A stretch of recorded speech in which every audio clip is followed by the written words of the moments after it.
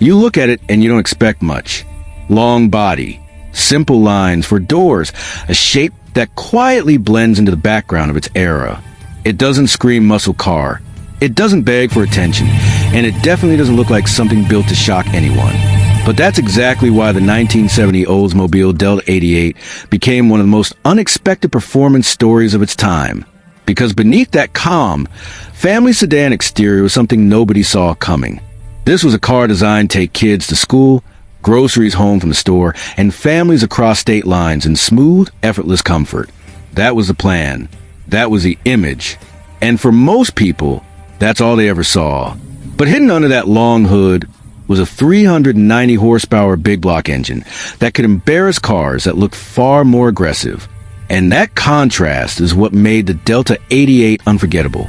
Before we go any further, if you enjoy stories about classic American cars that hide more than they show, make sure you tap the like button and subscribe. These stories don't just talk about horsepower, they talk about the mindset, the era, and the engineering that made cars like this possible. Now, let's go back to the world that created the 1970 Delta 88. America in the late 1960s was obsessed with power. Horsepower numbers were climbing every year. Gas was cheap. Highways were expanding.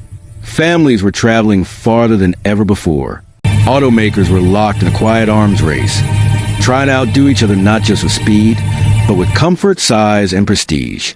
Oldsmobile sat in a unique position within General Motors. It wasn't Chevrolet's budget brand, and it wasn't Cadillac's luxury throne. Oldsmobile lived in the space between premium, confident, and quietly powerful. Their buyers wanted refinement, but they also wanted to know there was something special under the hood. The Delta 88 was never marketed as a muscle car. That was intentional. Muscle cars were loud, flashy, and youthful. The Delta 88 was aimed at adults who had grown past the need to prove anything, but still appreciate performance when it mattered. And that's where the magic happened. Under the hood of the right Delta 88 sat Oldsmobile's massive 455 cubic inch V8. This wasn't some high-strung, fragile engine. It was all torque, all confidence. In its high-output form, it produced around 390 horsepower and a mountain of low-end torque that made the car feel unstoppable from a standstill. You didn't need to rev it high. You didn't need to fight it. You press the throttle, and the car simply moved, smoothly, forcefully, without drama. It felt like the road itself was being pulled toward you. And that's what shocked people. At stoplights, nobody paid attention to a Delta 88. It looked like someone's dad's car. Long, clean, understated. But when the light turned green and that big Oldsmobile engine came alive, the surprise was immediate. Cars that expected an easy win suddenly found themselves watching a full-size sedan pull ahead with authority. Inside, the Delta 88 didn't feel like a performance machine at all. The seats were wide and soft. The ride was smooth, almost floating. The dashboard was clean and driver-focused without being aggressive. Everything about the interior said comfort and control, not speed. That contrast was intentional. Oldsmobile engineers believed power didn't need to shout. It needed to deliver. The suspension was tuned for stability, rather than sharp cornering. This was a car built for American roads, long stretches of highway, gentle curves, and steady cruising at speed. The Delta 88 could run all day without stress, without overheating, without feeling strained. That reliability mattered. Families trusted these cars. Road trips were common, and breaking down wasn't an option. Oldsmobile built the Delta 88 to feel solid, dependable, and unshakable. And yet, if you ask someone who really knew cars back then, they'd tell you the Delta 88 was a sleeper. A quiet monster hiding in plain sight. What made this possible was timing. The year 1970 sat at the peak of the muscle era. Emissions regulations hadn't fully tightened. Insurance companies hadn't cracked down yet. Automakers were free to build engines that prioritized power without apology. Oldsmobile took advantage of that freedom, but they packaged it differently. Instead of stuffing the engine into a flashy coupe, they placed it into a full-size sedan. Instead of marketing it as a street fighter, they sold it as a refined family car. That decision gave the Delta 88 a unique legacy. It also made it one of the last cars of its kind, because shortly after 1970, everything began to change. Emissions rules tightened. Compression ratios dropped. Horsepower numbers fell.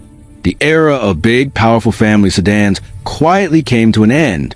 That's why the 1970 Delta 88 stands out today. It represents a moment when American automakers could still build cars without compromise. Cars that didn't have to choose between comfort and performance. The Delta 88 chose both. From the driver's seat, visibility was excellent. The hood stretched forward confidently, giving you a sense of command. Steering was light, but predictable. Brakes were strong enough for the car's size, designed to handle repeated stops without drama. This wasn't a car that demanded attention from the driver. It worked with you, not against you. That's why so many owners felt relaxed behind the wheel, even at highway speeds. And yet, when you needed power, merging, passing, climbing hills, the engine responded instantly. No hesitation, no struggle, just smooth acceleration that felt almost effortless. That dual personality is what made the Delta 88 special. It could be calm, quiet, and composed one moment, and shockingly quick the next. People who owned these cars often didn't talk about performance. They didn't need to. The car spoke for itself when it mattered. Today, collectors are beginning to rediscover the Delta 88 for exactly that reason. In a world full of restored muscle cars and loud exhausts, the Delta 88 offers something different. It offers subtlety. It reminds us that power doesn't always come wrapped in aggression. As we continue this story, we'll dive deeper into how the Delta 88 compared to the muscle cars of its era, how owners experience it day to day, and why this understated sedan left such a lasting impression.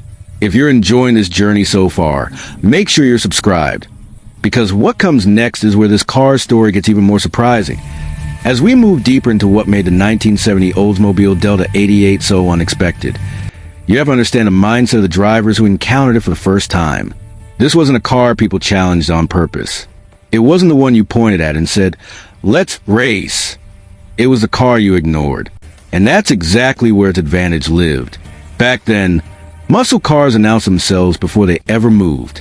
Hood scoops, stripes, loud exhaust notes, aggressive stances. Everything about them said speed. The Delta 88 said nothing. It just waited. And when the moment came, it delivered in a way that left people confused, sometimes embarrassed, and often impressed. The key was torque. Horsepower numbers get all the attention, but torque is what you actually feel. The Delta 88's big Oldsmobile V8 produced massive torque at low RPM. That meant instant response. No drama, no buildup, just forward motion. While lighter muscle cars spun tires and searched for grip, the Delta 88 simply hooked up and went.